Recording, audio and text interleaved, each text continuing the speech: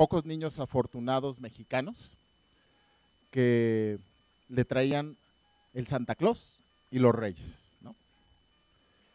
Y mi cumpleaños era el 10 de enero. Entonces era muy padre porque después de Navidad llegaban los Reyes y el 10 de enero todavía me festejaban, ¿no? Mi papá es un oficial del ejército mexicano. Fuimos una familia de clase media baja que fue subiendo a clase media. Así es que más o menos cuando tenía, yo creo que como 6 años, vino la primera desilusión grande, ¿no? ¿Hay algún menor de edad aquí, no? Y entonces mis papás me dijeron que no existía ni el Santa Claus, ni los Reyes. Todavía quiero dudarlo. Sí. Tenía suficiente mal comportamiento como para justificar que no llegaran desde 5 años hasta hoy que tengo 48 y no perder la ilusión. Entonces, el último cumpleaños, ¿no? Esto lo están grabando y lo van a subir a YouTube, sí existe Santa Claus y los Reyes, para los que se portan bien. El último año me juntaron todos los regalos y me regalaron un carro avalancha. Esos eran los edificios donde vivíamos aquí en la colonia militar en Ciudad de México. Y entonces ese carro avalancha, que era muy apreciado, me sirvió porque durante mi infancia una de las labores que despertaban en mí más desagrado era ir a tirar la basura. Los contenedores en la unidad militar estaban más o menos como a 1 kilómetro, pero a mí se me hacía muy, muy largo, muy tedioso. Entonces, con ese regalo, lo que yo hacía era trepar las bolsas de la basura en la avalancha y ir más o menos divirtiéndome, haciendo la tarea que seguramente muchos comparten conmigo, más desagradable dentro de mis labores domésticas, ¿no? Que como miembro de la familia tenía asignado. Con el paso del tiempo, a lo mejor unas semanas, me di cuenta de que sobraba espacio en la avalancha.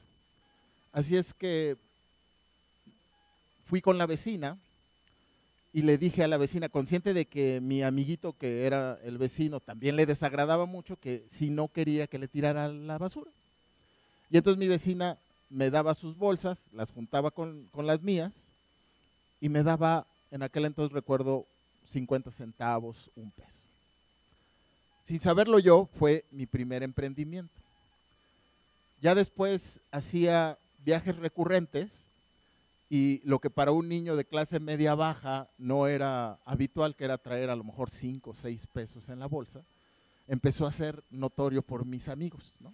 Ya ven que el amor y el dinero no se puede ocultar, ¿no? Entonces, cuando traes 5 pesos a los 6 años en una colonia de clase media, pues todo el mundo lo nota porque traes la revista, el dulce, que no es habitual. Y entonces mis amiguitos me dijeron, oye, ¿por qué? O sea, tu papá es como el nuestro, ¿no? Es más, tienen un carro más jodido que el de nosotros, un Volkswagen. Y entonces les dije yo, bueno, lo que pasa es que yo pues tiro la basura y me gano una lana. Y entonces mis amiguitos empezaron a pedirme que si se podían integrar al negocio, unos con sus avalanchas, otros con unas tablas, con unos valeros de madera que se hacían. Y entonces dije yo, pues sí. Lo segundo que me di cuenta es que a la gran mayoría de mis amiguitos les avergonzaba ir a tocar las puertas para ofrecer el servicio de ir a tirar la basura. Como siempre he sido un desvergonzado desde nato, a mí no me costaba trabajo. Entonces, ya después lo que hacía yo era solamente dirigir a mis amiguitos. Iba, tocaba las puertas, recogía, distribuía en las avalanchas de mis amigos, cobraba, ¿sí me explico? Y repartía. Y manejaba todo lo de la empresa, ¿sí? Había cuentas incobrables, ¿no? Recuerdo mucho una señora que me daba las bolsas, ¿sí? no me pagaba, las tiraba, regresaba, le tocaba y le decía, ya las tiré, ah, qué bueno.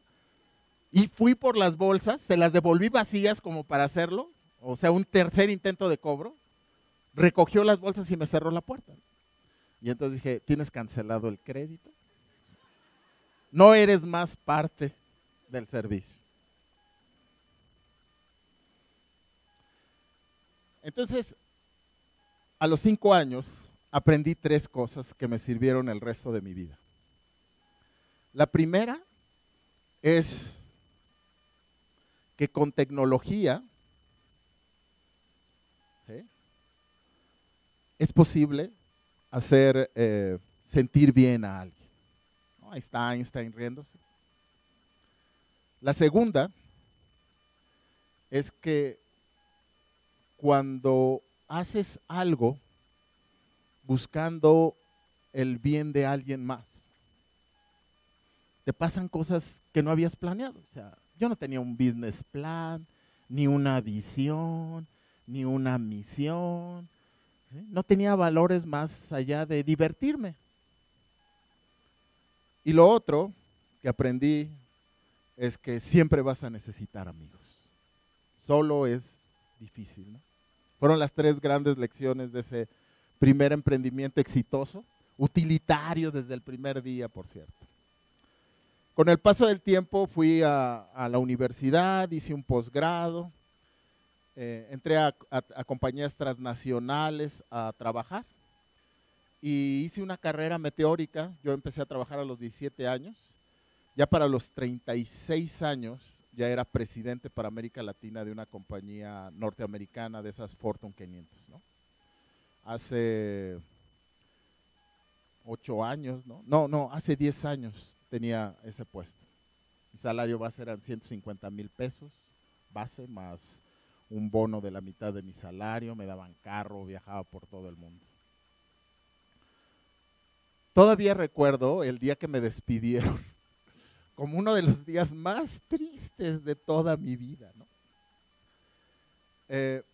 Entonces, siempre había tenido una vena de emprendedor y siempre había tenido un buen pretexto en mi vida laboral para no arriesgarme y dejar todo y emprender, ¿no? Entonces, cuando me despiden de esta compañía a los 37 años, ahí estoy en el lago de Chapala haciendo una profunda reflexión. ¿Qué es lo que hice mal? Estudié una licenciatura, una ingeniería, una maestría, hablo 4 idiomas, voy a donde los gringos me dicen, hago todo, soy 6 Sigma y demás, y aún así me corrieron.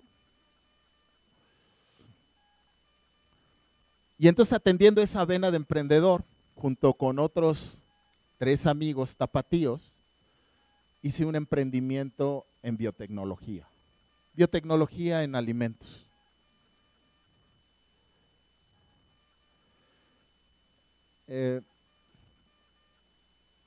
Todo empezó porque en la penúltima empresa donde yo prestaba mis servicios como empleado, era una compañía de unos ingleses que abastecíamos de insumos médicos.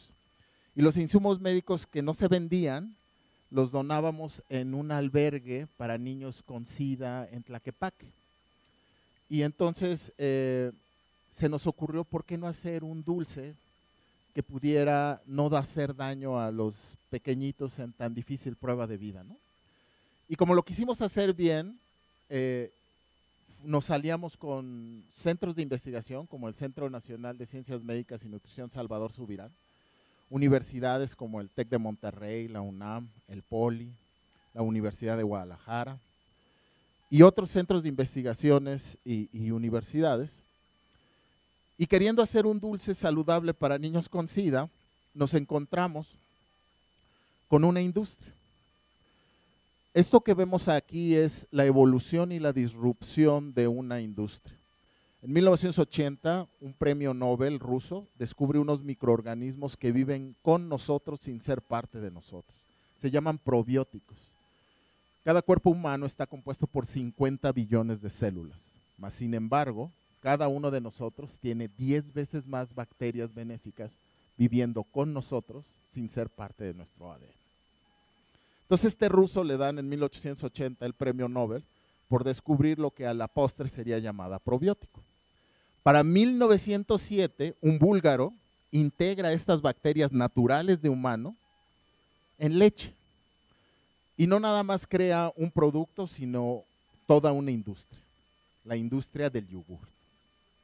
Para 1935, en Japón, el doctor Minoru Shirota logra, por modificación forzada, que un lactobacilo casei sobreviva y se mantenga viable en una leche fermentada. Patenta el desarrollo y hoy día, solo en México, es una empresa de 350 millones de dólares. Todos han tomado en algún punto de su vida esa botellita de leche fermentada. Para 1988, los franceses hacen lo mismo con un yogur para beber. Y hoy día, solo en México, ese yogur para beber verde vende 195 millones de dólares. Solo en México. Y entonces, en más de 100 años o en 100 años de evolución tecnológica, llegamos a estos 5 cuates, ¿no?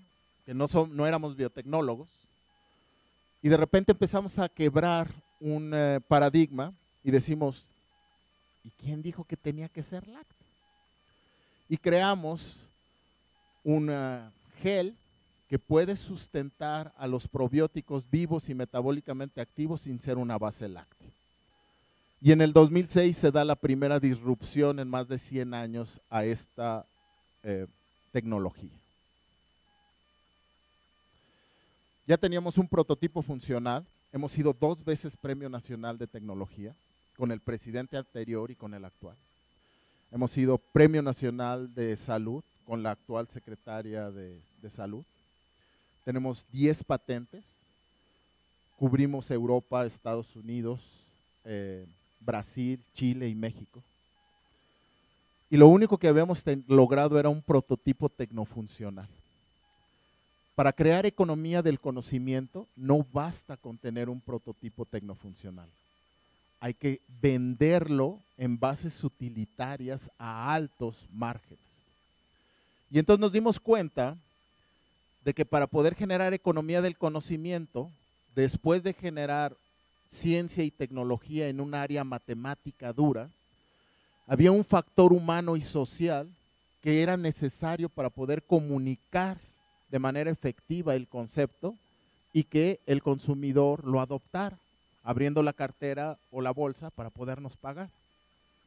Mucho más complejo que ofrecer un servicio de tirar la basura.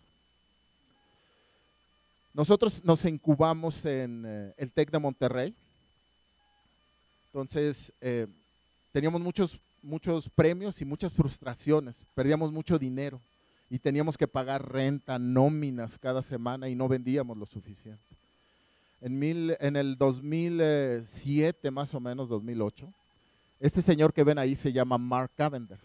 Es un gurú. Si ustedes googlean Mark Cavender, Instituto del Abismo, les va a resultar que es el non plus ultra de Silicon Valley, que se encarga de definir a compañías como Apple, como IBM, cómo meter o incursionar en el mercado los nuevos productos, más si son tecnologías disruptivas.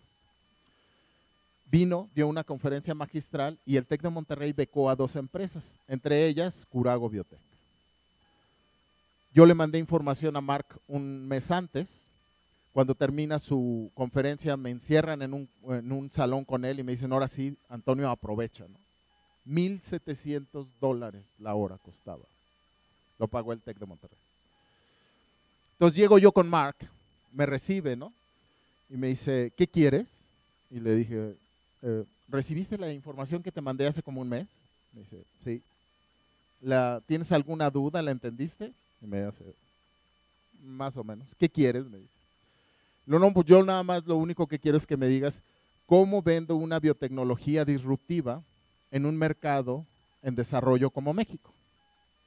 Y entonces a partir de ahí me da la asesoría más valiosa, más importante y que marca un parteaguas en toda la historia de nuestra empresa.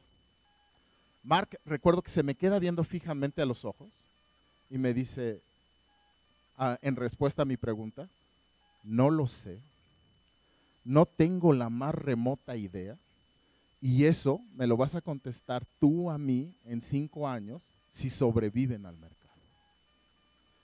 Y digo que fue lo más valioso porque no me engañó.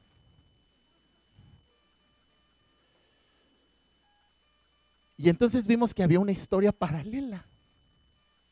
Esa empezaba solo 10 años de diferencia, en 1870, cuando Thomas Alva Edison en Estados Unidos patenta la primera máquina de reproducción de sonido. Era un cilindro con un cuerno que a las vibraciones de mi voz grababa mecánicamente un sustrato que era como un papel aluminio, no era aluminio, pero más o menos sí, delgadito. Lo volteaba, giraba la manija al revés y, oh invento del diablo, ¿no? Salía la voz. Para los años 30, el desarrollo de la electricidad le integró un motor y a manera de que le cupiera mayor información, hicieron discos de petróleo. Y entonces se crea ya no nada más un producto, sino una industria, la del sonido. Para 1970, el desarrollo de la electrónica genera tocadiscos de una mayor fidelidad. Y en 1980, quienes fuimos jóvenes, y para los que no, sus papás, si no lo tuvieron, lo desearon, el Walkman se volvió como el icono. Pese a que el invento de la cinta magnética ocurrió en 1920 por un alemán, que nunca se pudo ver beneficiado de la patente económicamente, porque encontró mercado el cassette hasta los años 70. La siguiente evolución tecnológica era el Discman. Pero si se fijan, así como en nuestra historia el paradigma era lácteo, aquí el paradigma es un lector, aguja, dispositivo magnético, rayo láser, un sustrato, papel, disco, cassette, CD y un amplificador. Mecánico, eléctrico, electrónico, digital.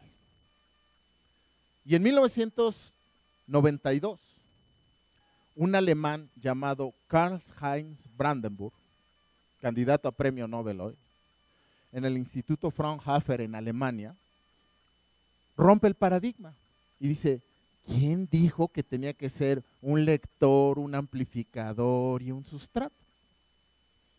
Y crea la tecnología MP3, tecnología alemana. Ahí está el doctor. No es Steve Jobs.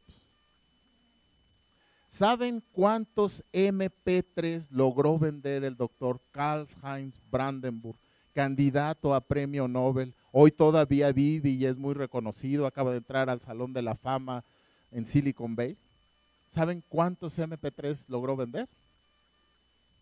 Ni uno.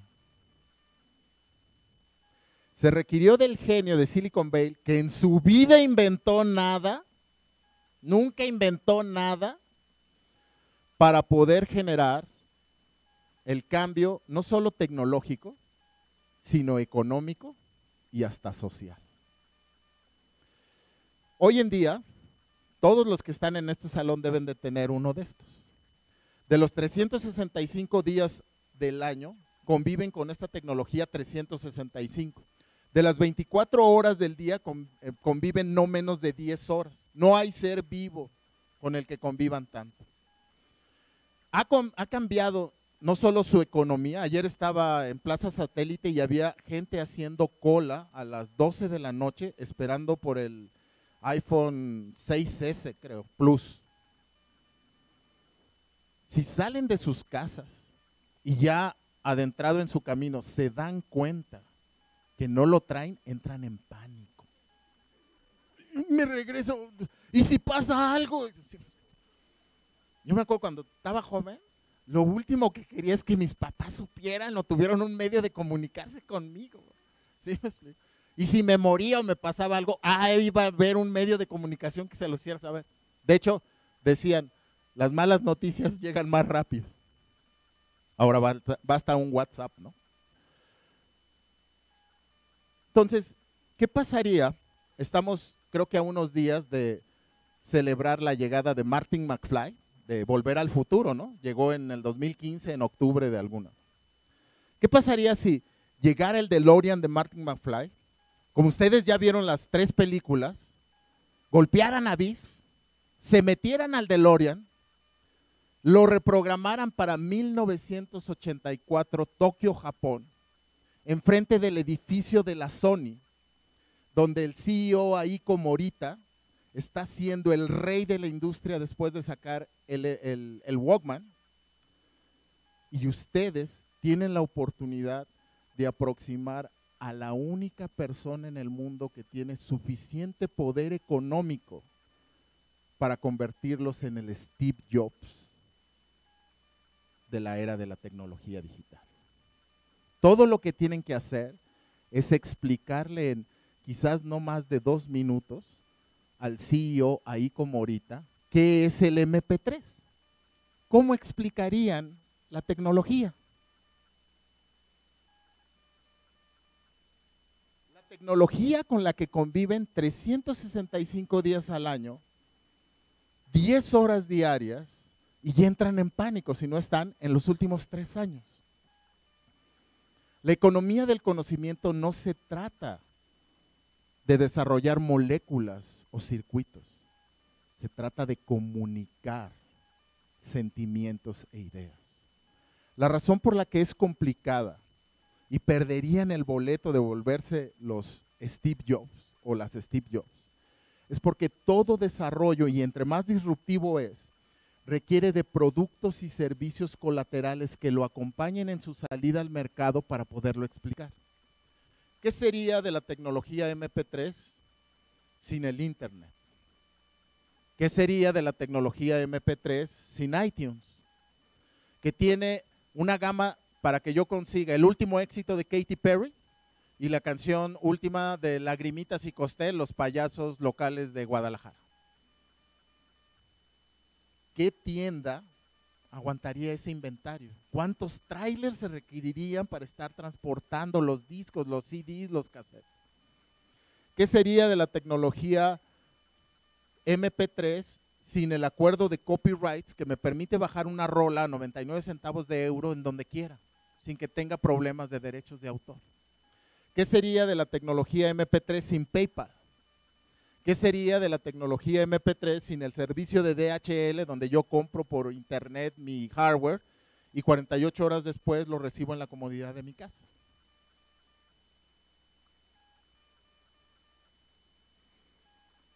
Ese valle de la muerte, que es el abismo, es la diferencia entre lograr abstraer y comunicar de manera fácil, directa y divertida la tecnología a alguien que no necesita saber un conocimiento profundo, matemático, de la misma tecnología.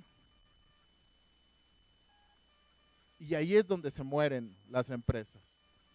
Para nosotros fue un sistema de gestión tecnológica lo que nos permitió ir desarrollando herramientas para saber cómo vender alta tecnología en México a niveles de consumo popular.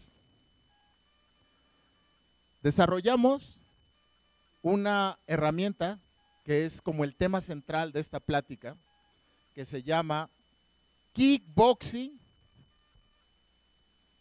Ajedrez. El kickboxing ajedrez no es más que una serie de iteraciones entre desarrollar una estrategia, ir al mercado, permitir que el mercado nos dé la paliza más cruenta de toda nuestra vida, aprender de esa paliza, regresar, volver a replantear otra estrategia y así sucesivamente hasta poder desarrollar la curva de aprendizaje de cómo vender esa tecnología en el mercado actual. Innovar no es tener la última tecnología, ni es tampoco ser el primero en el mercado. Innovar es abrir un canal comercial ahí donde antes nadie lo había hecho. Y son los valles de la muerte los que tenemos que ir sorteando. Para que esta herramienta funcione, es necesario dos grandes habilidades. Cuando a mí me dicen, Antonio, ¿cuál es lo que Curago Biotech mejor hace que nadie? Y yo siempre digo con total confianza y así con toda la arrogancia, en lo que somos buenos y nadie nos gana en el mundo, y lo he dicho esto en China, en Alemania, en Inglaterra, en Estados Unidos, en Colombia y en Brasil, es para aceptar nuestra ignorancia y para aceptar nuestra ineptitud. Entre más rápido aceptamos nuestra ignorancia y aceptamos nuestra ineptitud, estos ciclos de iteración se van haciendo más frecuentes. Entre menos y más arrogantes somos, entre menos aceptamos y más arrogantes, esos ciclos de aprendizaje se van alargando y van siendo ciclos de tiempo mayores a los ciclos de pago que tenemos que hacer de nómina, renta, luz y demás. Y ahí es donde se mueren las empresas. Entonces nos volvimos expertos en reconocer nuestra ignorancia y reconocer nuestra ineptitud. Si reconoces tu ignorancia, puedes buscar el conocimiento, y si reconoces tu ineptitud, puedes aliarte con quien tiene la habilidad. Entonces les voy a explicar. Nuestra biotecnología es una simbiosis sinérgica entre bióticos y abióticos en fermentaciones selectivas para segregar metabolitos que, entre otras cosas, pueden ser enzimas y proteínas que estimulan biomarcadores como los neutrófilos fagocíticos que puedes medir en sangre arterial y pueden tener un incremento desde 33 a 66 con una prevalencia de 0.005. ¿Saben cuántos sobres de mi producto vendí en Walmart y en H-E-B así? Los mismos MP3 que el doctor Karl-Heinz Brandenburg vendió. Es un probiótico vivo y metabólicamente activo. Las referencias eran Yakult y Activia. Así es que dijimos, es una tecnología patentada, Premio Nacional de Calidad, Premio Nacional de Tecnología, Premio Nacional de Salud, patentes, papers, el Instituto Nacional de Nutrición, la UNAM. Pues esto lo van a adorar. ¿Qué especialidad médica? Pues los gastroenterólogos. Y esa fue nuestra primera tirada de ajedrez. Fuimos con los gastroenterólogos, conocieron la tecnología y quedaron maravillados y enamorados. ¿Saben cuánto vendimos con los gastroenterólogos? Los mismos MP3 que el doctor Karl-Heinz Brandenburg. ¿Por qué? Porque en México nadie va con un gastroenterólogo a pagar 1,300 pesos la consulta si no llevas un tumor canceroso, ¿sí? Y va sobrando sangre. Nadie va para curarse una diarrea o una constipación y paga 1,300 pesos. Y entonces dijimos, segundo paso iterativo. ¿Quiénes paran las enfermedades gastrointestinales en este país? Pues los médicos generales. Ah, pues vamos con los médicos generales.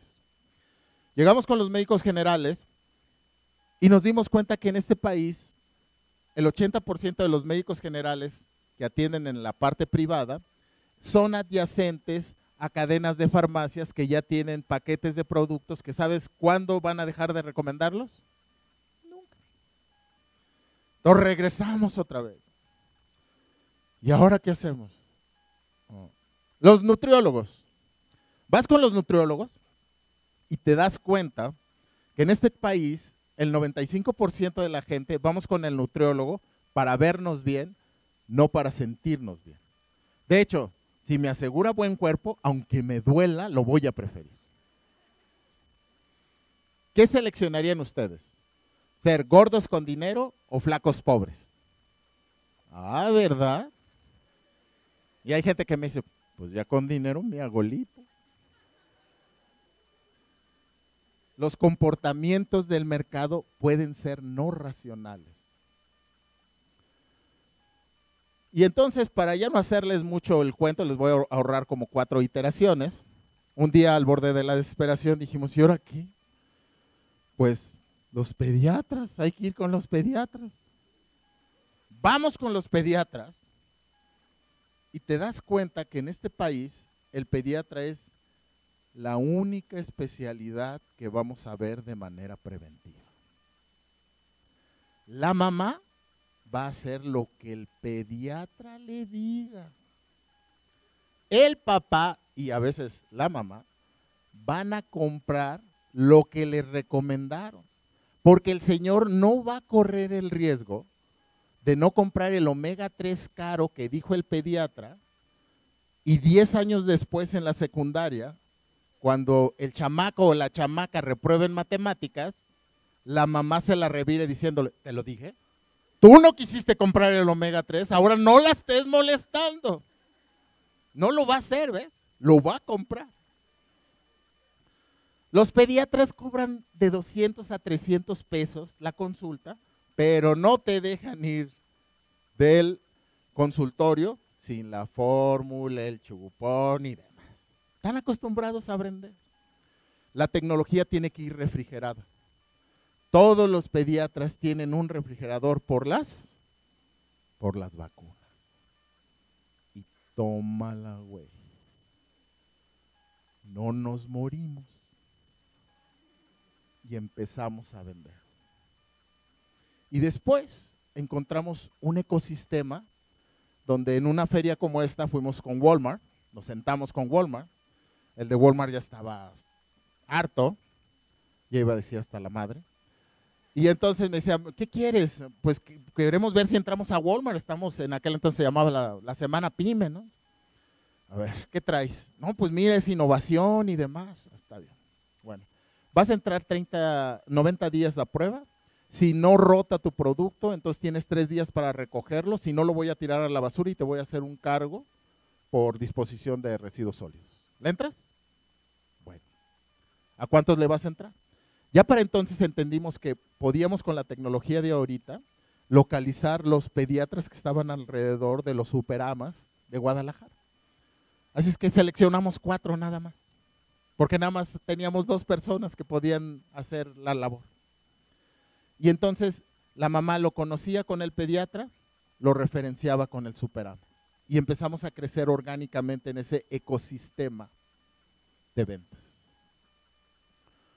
No nos morimos y definimos o fuimos definiendo la curva de aprendizaje de cómo vender una simbiosis sinérgica entre bióticos, abióticos, bla, bla, bla.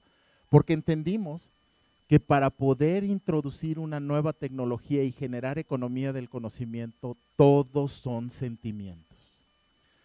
Desde el temor que siente un consumidor experimentador, a la esperanza que ya forja un consumidor visionario, esperando una mejora, hasta la seguridad del consumidor pragmático, que es donde haces dinero. Todos son sentimientos.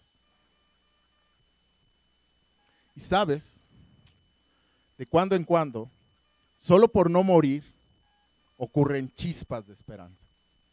Para nosotros una de las más significativas, que siempre narro en estas pláticas, ocurrió como en el año 2, cuando ya estábamos a punto de cerrar, que estábamos súper enojados. Suena el teléfono, me toca contestar a mí y es una señora que me dice, oiga, ahí es donde inventaron la gelatinita muy rica con lactobacilos. Y yo hasta de mala gana le dije, sí señor, aquí es, ¿qué quiere? Ay no, es de que yo nada más los quería felicitar por haber inventado la gelatinita muy rica con lactobacilos. Yo decía, pues qué bueno, ¿no? Qué bueno que le cayó bien. Yo pensaba dentro de mí, pues apúrese porque dentro de poco ya no va a haber gelatinita con lactobacilos. Y la señora me contesta, no, a mí no, a mi bebé de 11 meses le cayó muy bien. Pues qué bueno, mejor, ¿no? Dice, sí, sonríe más rápido. Qué bueno. Sí, porque me dice, fíjese usted que mi bebé de 11 meses tardaba antes mucho para sonreír después de que salía de su quimioterapia. Hoy, en los 3 peores años de Walmart, cuando detecta decrecimientos entre Yakult y Activia, el gigante japonés de un superproducto de 350 millones de dólares anuales en México, y el gigante francés de otro superproducto llamado Activia de 195 millones de dólares. Hay una cajita naranja de un producto que se llama Ventro, creciendo a doble dígito en una categoría saturada, en el más encarnizado de todos los anaqueles, el refrigerado de lácteos, siendo 2 veces más caro que el líder Yakult.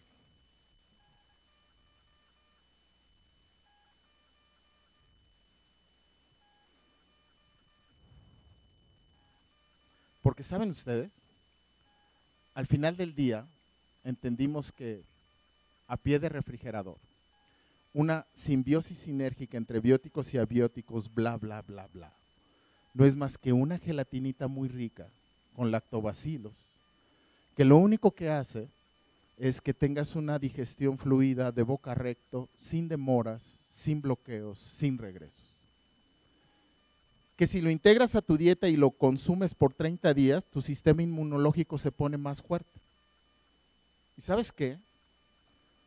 Si tienes el reto de vida de una enfermedad que requiere un tratamiento altamente invasivo, te hace sonreír más rápido. ¿Lo quieren probar? De inmediato la gente trae a su mente el paradigma dominante del mercado actual.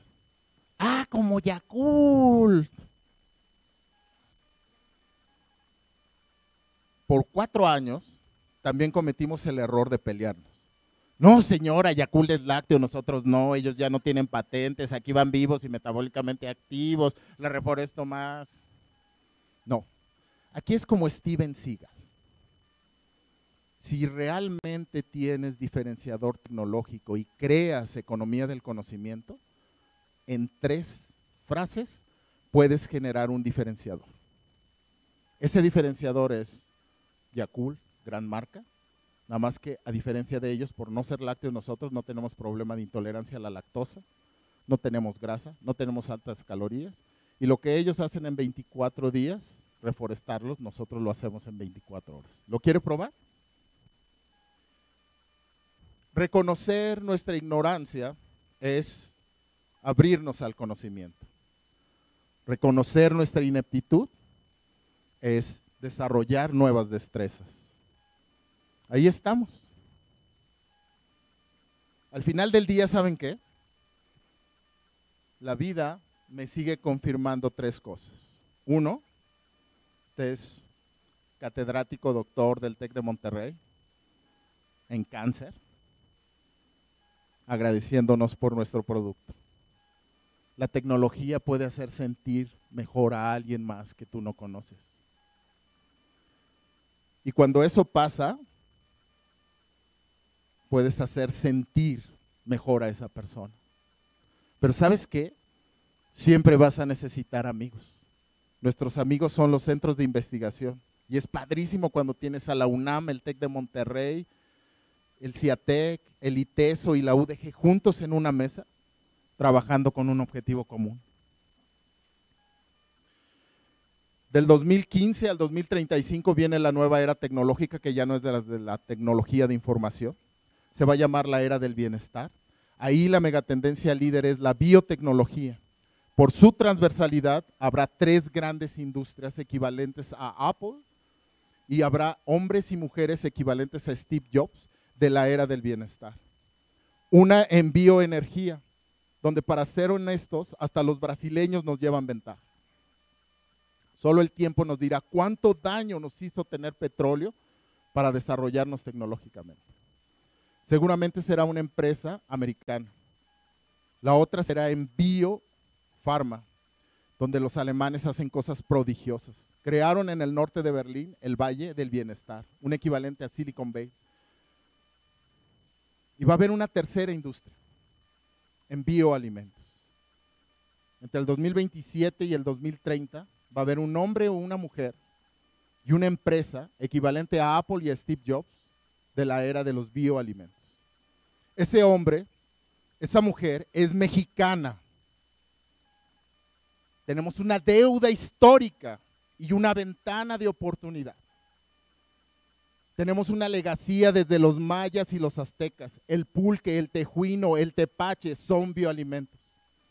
De los 7 ecosistemas tenemos 6. Tenemos la segunda herbolaria más grande del mundo. No lanzamos cohetes como los indios, no lanzamos cohetes como los chinos, pero nuestros centros de investigación y nuestras universidades tienen todo el equipamiento para aislar el nutrimento que nuestra tierra puede emanar. Entre el 2025 y el 2030, ese hombre y esa mujer, que quizás me esté viendo, y que hoy elijo pensar que está aquí viéndome, a la cual saludo y a la cual le digo, te estamos abriendo paso. No dejes de soñar. No dejes de aceptar tu ignorancia y tu ineptitud. Ten amigos en centros de investigación y en universidades. Le digo, habrás de obtener el nutrimento que bioactives para poder modular las funciones orgánicas de todo el pueblo mexicano y del resto del mundo que no tiene el privilegio de nuestros ecosistemas, de nuestra tierra, de nuestra innovación, creatividad, ciencia, tecnología y legacía milenaria azteca y maya. En México, la esperanza somos nosotros. Elige ser protagonista o espectador, pero esto está ocurriendo contigo y sin ti. Gracias.